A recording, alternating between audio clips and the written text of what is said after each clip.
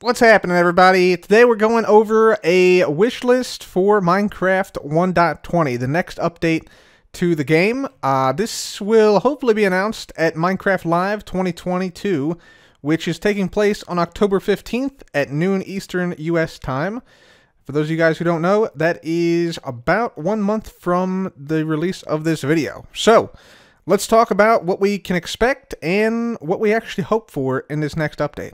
After all, Minecraft is a fair and balanced game with no issues, right? Right? Right? In past Minecraft Live events, there have been biome and mob votes. One of these old ideas, the mangrove swamp, was finally added in Minecraft 1.19, so looking back at past mob and biome votes could be useful. Past biome votes went as follows. In 2018, the taiga biome won the vote with 65.3% of the vote. Savannah was second with 34.7%, and finally Desert was third with 15.2% in round 1. The next year in 2019, Mountains won with 53%. Swamp then came in second with 47%, and Badlands was third, going out in the first round with 14%. The Mountains, Swamp, and Taiga have all been updated at this point, and of the remaining biomes, it appears that either Savannah or Badlands could be the next biome to get updated. Savannah finished second overall in its biome vote, much like the Swamp, but Badlands got more votes overall. Let's take a look at these two proposed biomes, as they're the most likely to be updated in a 1.20 update. The 2018 Savannah biome proposed a new giant tree, the baobab tree, which would support a new wood type. It introduced termites, which would presumably eat the wood and turn it into a new block, as well as ostriches. Excitingly, ostriches can and have been ridden by people, but sadly, this is unlikely to be a rideable mob because it can hurt the ostriches. By the way, did you know that ostriches can grow up to 9 feet tall? That fact isn't relevant to the story, I just never knew they got that big. The 2019 vote for Badlands introduced tumbleweeds blowing across the windswept Badlands. It also had a new type of flowering cactus, as well as a vulture which was drawn to the items and loot of dead players who perish within the Badlands. So Savannah or Badlands biome might be a possibility for 1.20, but what else might we expect? Many of you might be dreaming of a comeback for some recently shown concepts like the Birch Forest concept from Minecraft Live 2021, or the Fireflies, which were planned but subsequently scrapped when Mojang learned that they may be poisonous to some frogs. While these concepts are great, and I personally feel like Fireflies as an aesthetic mob would bring some of that much needed atmosphere to the game, I wouldn't get my hopes up. I don't think that Mojang would make an entire video explaining why Fireflies don't make it into the game, and then just re-add them later. I just don't think it's in the realm of possibility. Other mobs such as the Iceologer or Copper Golem could be a possibility, as their mob votes were extremely close in both 2020 and 2021, and would be welcomed by many in the community who are still bitter about the old mob vote. Speaking of the mob vote, it was also announced recently that this year's mob vote will be dramatically different from previous votes. In the past, mob votes were held on Twitter where anyone could vote. They also had multiple rounds. This year, the mob vote will be held within the Minecraft launcher, on Bedrock servers, and on Minecraft.net. This will ensure that only people who own Minecraft will be able to participate. The vote will last 24 hours starting on October 14th and last until the live show on the 15th at noon Eastern. This also means that there will be only one round of voting rather than two. So we'll be left in suspense as to which mob wins until it's actually announced. So those are some things that I might expect, or that could happen, but what about other things I would wish for? Well, there are a lot of minor things I would like to see. Things like cake stacking to 64. After all, it's a parity issue with Bedrock. How about making the amethyst block give off light? After all, the buds give off light, why not the block itself? Or how about the jack-o'-lantern recipe being made shapeless? After all, there's no reason for it not to be. Then there are blocks. Of all the blocks I feel should be added to the game, the missing smooth stone stair should be added the most. When stone and smooth stone were separated in 1.14, they added slabs and stairs for all stone variants, as you can see here, except for the smooth stone stair. It's time to bring it home. How about continuing the 1.16 Nether update's red and blue color scheme by adding warped nether bricks? Every other block that is red or blue in the nether has a partner block of the opposite color, even the mushrooms, except for the red nether bricks. These could even be renamed to crimson nether bricks, and then warped nether bricks would logically follow. How about recipes? Cobbled Deep Slate being able to craft only furnaces, brewing stands, and certain stone weapons and tools is ultra weird. The same is true for Blackstone. It's like these things started to get added, but then weren't totally completed. What about past promises made for features? The fletching table and smithing table were promised functionality way back in 2019.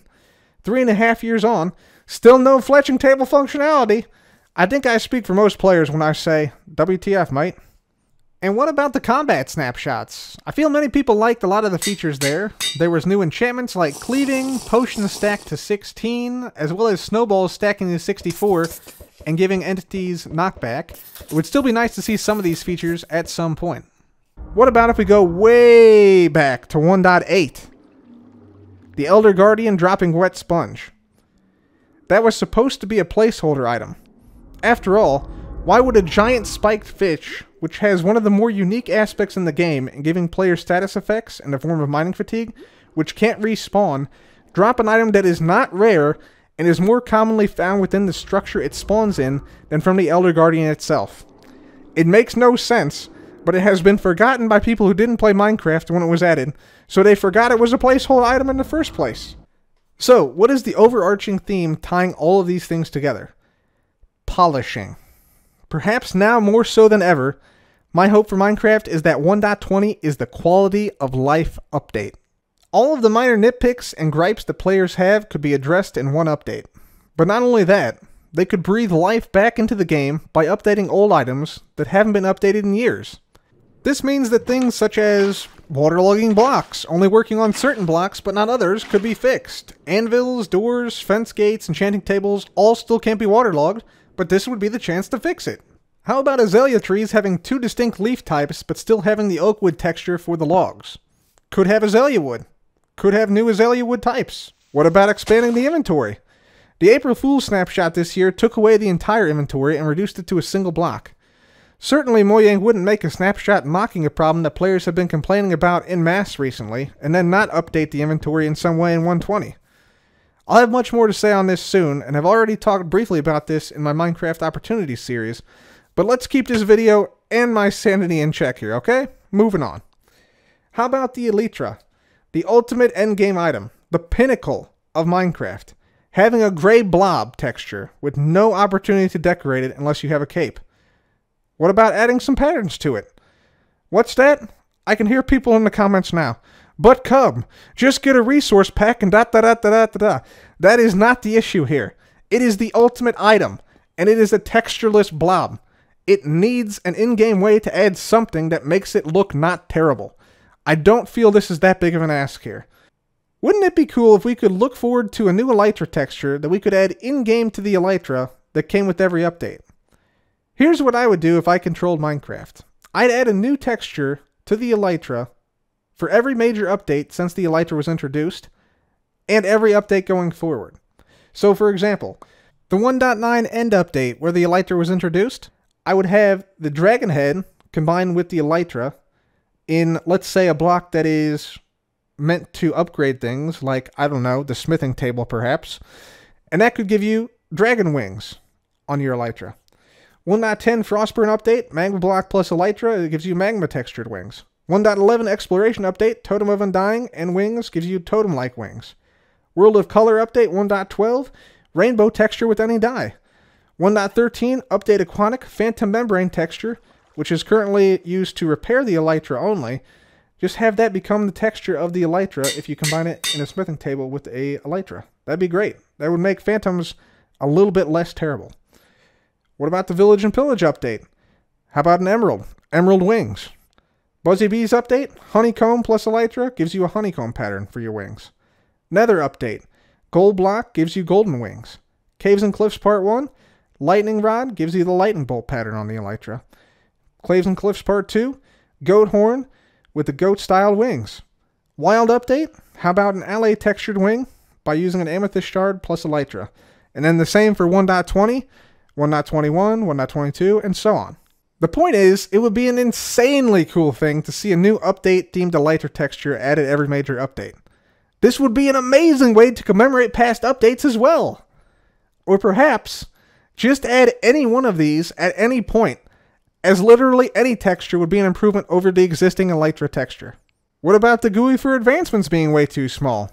How about the best copper farm in the entire game actually being the stone cutter because it quadruples the number of cut copper you get out of thin air? What if you could place living coral on waterlogged leaves instead of just directly beside it?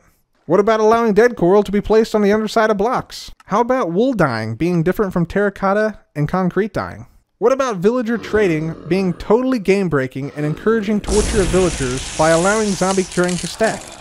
After all, why save the villagers when you can continuously infect them only to cure them immediately and then have all the prices go to 1 emerald? Brilliant. How about updating some old structures? For instance, this room in the mine shafts is found in every mine shaft in your world. Except, it now has no dirt. Man, so much better than it was before, right? Goodness. What an improvement. What about if you could lie down in your bed during the daytime?